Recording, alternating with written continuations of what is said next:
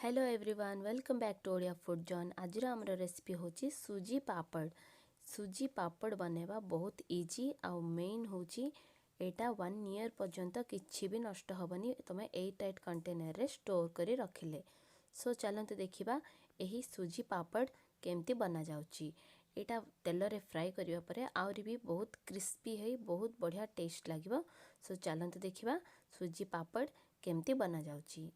प्रथमे मु एठी गोटे बाउल रे 1 ग्लास सुजी नौची। एठी 1 ग्लास सुजी मु नौची। आपण जो थिरे माप नेले भी ता संगे परफेक्ट माप सबू पानी सबू मेजरमेंट सबू पूरा परफेक्टली रहबा पड़िबो। देखंतु एटा मिक्सर ग्राइंडर रे भलो भाबे मु फाइन पाउडर कर देली। पाउडर करथिबा सुजी आ डायरेक्ट सुजी को डिफरेंस देखंतु। एमती भाबे भलो भाबे फाइन पाउडर करिया को पड़िबो।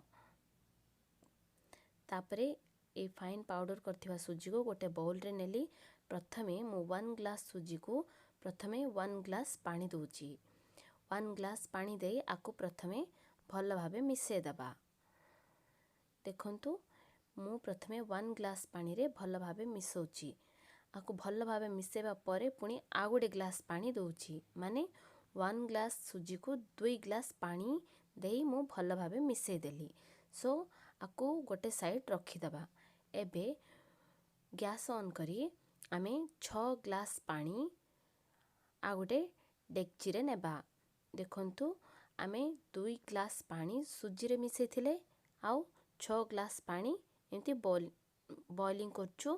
तापरे आमे 1 टेबल स्पून जीरा आउ 3-4 गोटी सुखला लंका नहीं भल भाबे ग्राइंड करी गोटे साइड रखथिबा। तापरे पानी आमे जो बसे थिले सेटा एमती रोलिंग बॉइलिंग हेबा परे आमे आगरू जो मिसे के रेडी कर रखथिले सुजी ताकू एथिरे दे दबा। देखंतु देबा परे एटा टिके सिजिबा पई देबा।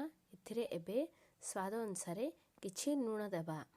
नुण टिके कम करी ही दियंतु कारण पांपड़ सुखिबा परे यार सॉल्टीनेस अधिक हुए। सेथि पई टिके कम करी देबा। आ टिके सिजिबा परे आमे ग्राइंड करी रखथिबा जीरा आउ सुखला लंका पाउडर एथिरे दे देबा। देखंतु एटा एबे टिके भल भाबे सिजिबा को पड़िबो। एटा भल भाबे सिजिबा पई 15 रु 20 मिनिट टाइम नबो। देखंतु एटा सिजि की यारो कंसिस्टेंसी एमती हेबा को पड़िबो। देखंतु एथिरे आमे टोटल 8 ग्लास पानी मिसेले। सुजी रे 2 ग्लास आउ बॉईल करले 6 ग्लास। सो टोटल 8 ग्लास एमती सिजिबा परे आमे गोटे सीट रे एमती गोटे पॉलिथिन सीट रे मु एमती दौची। एटा पूरा गरम गरम टा एमती बॉडी करते बेनी टिके नख उषुम हेबा पर्यंत जगिबे आउ एमती बॉडी करिवे। आपण पाखरे ऑयल पेपर अच्छी माने से ऑयल पेपर रे यूज करि परिबे किंबा एमती गोटे पॉलिथिन सीट रे भी एमती देई परिबे।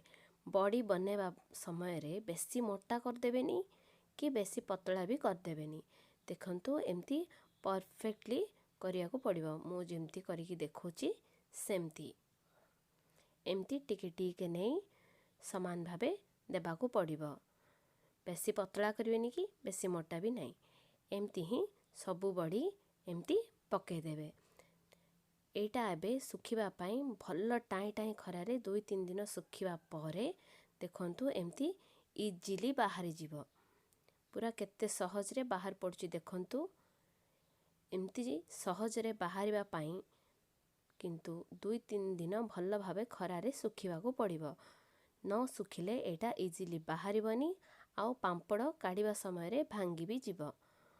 सेथि पई एटा भल्ल भाबे सुखिबा को पड़िबो। आउ एटा भल्ल भाबे सुखिले ही बेसी दिन आमे स्टोर कर परी रखि परिबा। सो देखंतु एठी हमरो सुजी पांपड़ मोर शीट उपरे पूरा भल्ल भाबे सुखी गलानी।